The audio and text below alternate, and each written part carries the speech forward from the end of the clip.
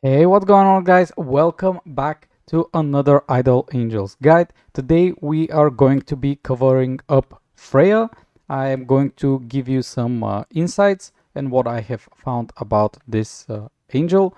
Of course, keep in mind, guys, this is more of kind of a overview of the angel when it comes to the high end of the game. So where whales stand out, or players that have been playing for 3 years and more, I still haven't had an overview of those angels, and probably it will take me a lot of time until I can give a full honest opinion when it comes to the PvP and the high PvE stages. But of course, you can use the Idol Angels Discord, main Discord, for those purposes. I'm sure that there will be people to help you out.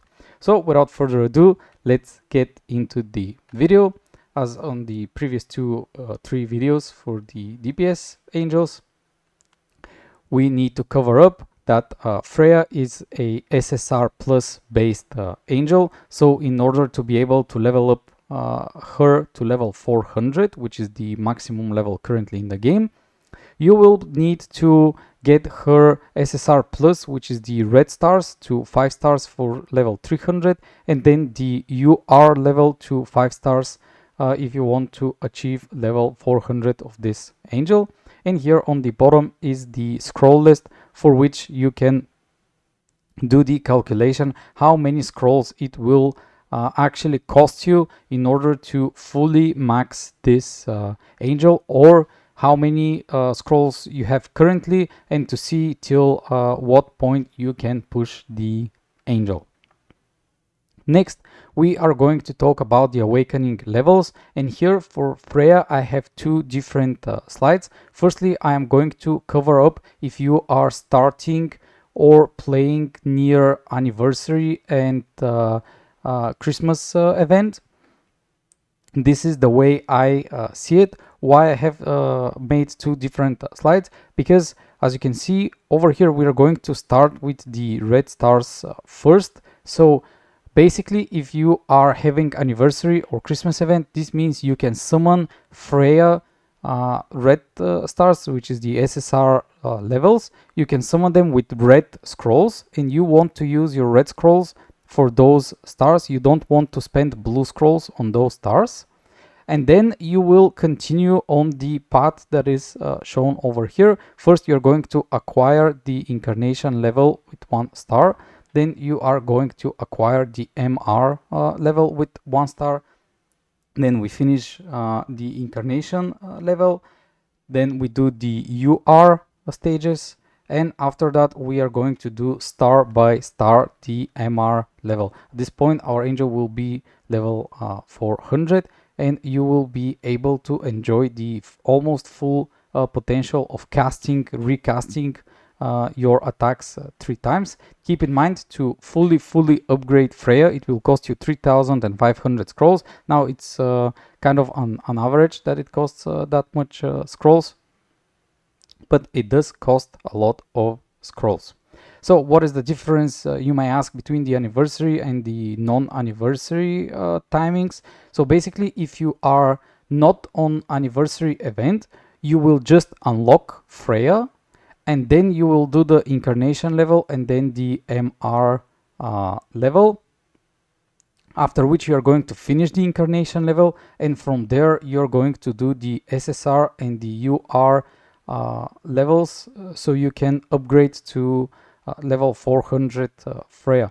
In my opinion, I'm not 100% sure if the incarnation level or the MR level should go first, but to be fair, you should be able to get both of them whenever you are participating in the event. It doesn't cost that many blue scrolls, and if you are starting near anniversary or Christmas event, I am pretty sure you will have around those 400 scrolls in order to get both of them at the same time. So in my opinion, it doesn't really matter the order if you're going to do the MR or the incarnation level. I just do believe that if you first get the incarnation level, it's going to be a bit cheaper than the MR level. And with the incarnation level, if you're on a brand new account, you can push Dreamland faster and get more blue scrolls from that Dreamland, which will give you access to even more blue scrolls and let you push even further. Now let's talk about the UR plus powers. So Freyja, what she gets is that there is a 70% chance for her to re-trigger her skill or attack, and also she is debuffing the enemy with Thunder Armor for 1 round. What the Thunder Armor does, it reduces the defenses by 80%, and the 4 with 20%, 4 is the critical resistance. So basically Freyja reduces the defenses of the enemy, and she in a way reduces the critical defenses of the enemy, but those 80% and 20% are of Freyja's defenses and 4 stats. So if your Freyja has very low defense or very low 4, it wouldn't really make any difference if she is applying the Thunder Armor or not. Then we are going to be using the typical buffs, the 10% attack, then the 20% damage for 1 round. Depending if you're doing PvE or PvP, I would say that all teammates attack plus 5% is a really good for PvE. For PvP, you might prefer the speed.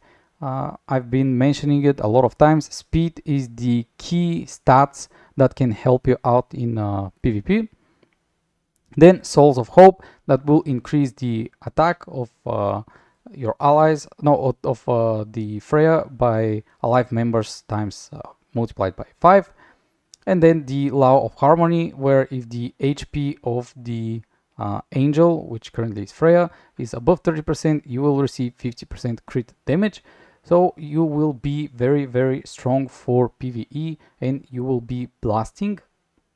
And once again, here the revive when Freyja dies, it is good, but in my opinion, it is better to use the Law of Harmony, because Freyja gets an immunity at certain time. I'm not sure if it was with the MR power or the incarnation power. I will say it in a bit once we go to those slides. But yeah, Freyja revives, becomes immune for damage for two rounds. So the Law of Eternity might not be that useful or help you out that much compared to the Law of Harmony, in my opinion. But also it depends, and it's very situational. Now for the MR powers of Freyja, the base level gives Freyja a state of astrology where her Shadow Echo, this is the UR power, now becomes 100% with 100% chance to retrigger, and there it receives a third opportunity with 70% to cast again. So by upgrading Freyja to MR0, you will be having not one but two 100% attacks, and then you will be having 70% chance for a third attack, which also will give her 100% bonus damage on the third cast if that third cast happen, those 70%. Then on MR 1 star you will receive 200 energy, which will allow Freyja to enter the astrology effect in the beginning of the battle on her first turn. For MR2 you receive 2 more rounds for the astrology. So basically astrology is for 2 rounds, but on MR2 it will become 4 round state that she enters. On MR3 Freyja will be ignoring 10% of the damage reduction that the enemies have, but only while she is in astrology. On MR4 she receives 50% crit chance while she is in the astrology, and some nice damage passives. And on MR5 she will be receiving 20% magic damage while she is in astrology. Overall, Freyja is more or less about being into that state of astrology, and she hits very hard and does a lot of magical damage. For the incarnation powers, she is going to enter a stellar dominion state, which will increase her magic damage with 40%, and with each attack she will receive 40% holy damage and will start to inflict pierce on the enemies, which pierce will make the enemies to take 10% more damage, and that pierce can stack up to 10 times, which will accumulate to 100%. But also with the incarnation level, now the chance to trigger the third attack while she's in astrology becomes 100%. So over here, let's go back. Shadowing Echo, you have 70%. If you have Freyja on UR plus level, you have 70% chance to proc the Shadowing Echo. Then if you go on MR and you unlock the MR, she enters astrology, which makes it with 2 attacks, and the third attack becomes 70%. And then with the incarnation power, she has 100% chance to cast 3 times her attacks. So this makes her very powerful, in my opinion. That's why unlocking the incarnation powers and the MR powers early on is better than focusing only on one of the two and maxing it out, how I suggest to do it on Lucifer or on Himiko. That's why I say that Freyja is a bit different. But on incarnation level 1, you will receive +1 willpower, which will make her enter the stellar dominion before her act starts, which is important. On incarnation level 2, now with each attack she deals 10% more holy damage. She deals an additional stack of piercing, which will reduce 10% of the magical resistance of the enemy, which is really big. So the more she hits, the harder she will hit. Freyja at ER3 will now cast active skills during her basic attack phase. So as you may know, on round 1 she casts her first skill, on round 2 she casts her second skill, and on round 3 and 4 you will be casting active skills as well, which is good. On ER4 you will receive 10% magical damage and 10% holy damage with each attack. And the first entry of the Stellar Dominion, which means the first time she activates her incarnation passive, she will gain immunity for 2 rounds, as I mentioned early on.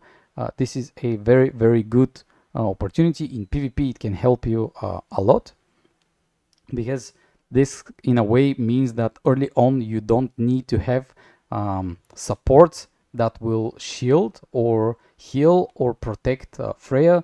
All you want is a bonker support that will increase her attack. And on incarnation level 5 you are receiving 20% more magical damage, and now holy damage ignores shield, which is very big in my opinion, because with the current meta and with everyone building sim, which shields really hard, you just completely ignore those shields. Now when it comes to Relic, in my opinion, having attack up and crit up is very good. Crit up, why? Because Freyja doesn't have a condition in which she crits for 100% of her attacks, and I believe if you go up with the crit, it can help you out. Of course, getting the crit means that you're playing more or less on the RNG if you crit or not. But if you're going for PvP, getting this speed will be really juicy and help you out to bonk first, so you can destroy complete lineups without any issues. When it comes to the gear Ascension, I've mentioned it on the previous videos as well. For the DPSs, what we want to do is we always want to have 3 times the 2 set for attack up. So this is how it is going to happen. You want to move your ring with weapon together, you want to move your belt with chest together, and you want to move your helmet with boots together. So they if you have only one of the 2 possible upgrades, then you need to wait to receive both of the stones. I have tested it myself. Even upgrading the weapon to tier 4 alone and having the ring on tier 3, it made me lose some combat power, and it made me a bit weaker on my Lucifer. So that is why I say it is better to push those gear enhancements together by a pair. When it comes to the artifact, it is quite typical for a damage dealer. We want to get as much damage as possible early on, and then we are focusing on the resistances and on the HP. When it comes to the wardrobe, same thing over here again. It's just that Freyja basic stat, the main stat, is intellect. So we are going to push the intellect first, after that the attack, the max health, and then we're going to finish with agility, endurance, and strength. Over here on the bottom, I have written down what stats you are going to receive, like what type of stats you receive for the current angel. So basically for Freyja, if you're upgrading agility, she will get critical and evasion. But let's say we are looking at Lucifer. Lucifer main stats is agility, so this wouldn't apply for Lucifer. Keep that in mind. When it comes to gems, this is the typical upgrade of the gems. We go with attack, defense penetration, HP, and then defense gem. And when it comes to the upgraded version of gems, I still don't know how it is supposed to be called. What we care about is the magic damage gem. Why? Because we don't really do true damage, and most of her damage is, like, all of her damage is magical damage plus additional holy damage, and holy damage that ignores shields, but there is no gem for a holy damage, and even if there is one, I'm still not sure if that holy damage will be a better option. So we are going to choose the magical damage one, and what we want to do is we want to level up the essence skills. How we do it is that we are going to use this blessing with the chest. After that, 3 times buff received, in my opinion, is one of the best things that you can always get. Why? Because there are so many supports that will buff you with attack, with health, and etc., that those 15% will be cumulatively really strong. You can fill spots with magic damage boost, with final damage boost, and with attack. In my opinion, having final damage and magic damage boost will be the best options. Why? Because crit damage, as I mentioned, it becomes the optional and lucky thing. If you crit a lot, yes, crit damage will be the better option, because every hit will be with, I mean, the increase is almost double. But if you don't really crit a lot, or if it's early on, in my opinion, this 15% crit damage won't be that good of a boost. And if you're going for PvP, you will always like to choose the speed. Now here may come a question: oh, but if she's not critting that much, shouldn't we apply crit to her kit and to her attacks? In a way, you are correct, but I do believe that over here you prefer to get the buff received and those damage boosts, and on the Relic, if possible, you get the speed or the crit. This is my opinion. I might be wrong, but I do believe that you prefer to have it on the Relic rather than the gem.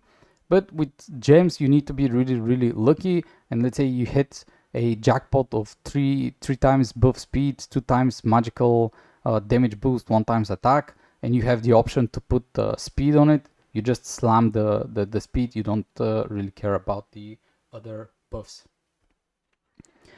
So another thing is the affinity and the fate. What you want to do is you want to push the affinity to 2000, where it will require you to buy a ring.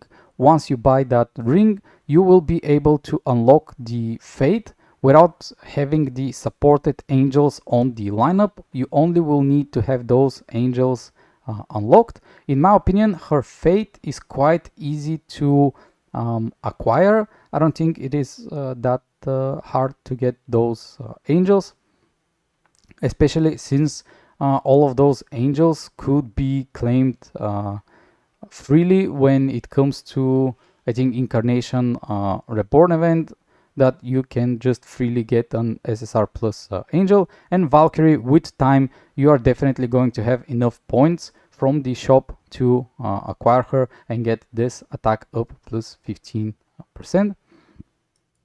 And lastly, when it comes to the supports, after you have fully built your Freyja, this is the important part. When you're going for a DPS angel, you want to max the DPS angel first, and then you focus on the supports. In my opinion, an angel like Hera, and then with Raph, and then with Enmu will be a better option, because those three will give you an insane amount of damage.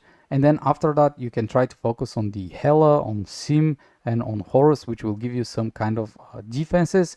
Also Capricorn, I have missed her over here.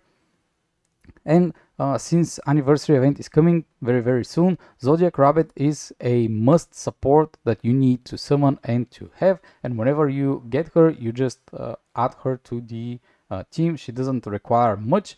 You only care about 1-star Zodiac Rabbit, which is around 140 red scrolls. So you shouldn't really worry about acquiring her. It's very easy, and it's red scrolls, it's not blue scrolls as well. So in my opinion, this is how you could build it up. Definitely you can swap some supports, but genuinely with Freyja, if you're going for the PvE push, this will help you out. And if you're going for the PvP push and you want to be really strong on PvP, you might want to get a few debuffers or negators of damage, like Incarnation level of Ural is very good for early on PvP. I don't know for high level PvP, but this is what I had to say about Freyja. Thank you all for watching, and see you on the next video, which I think it will be about Lilith.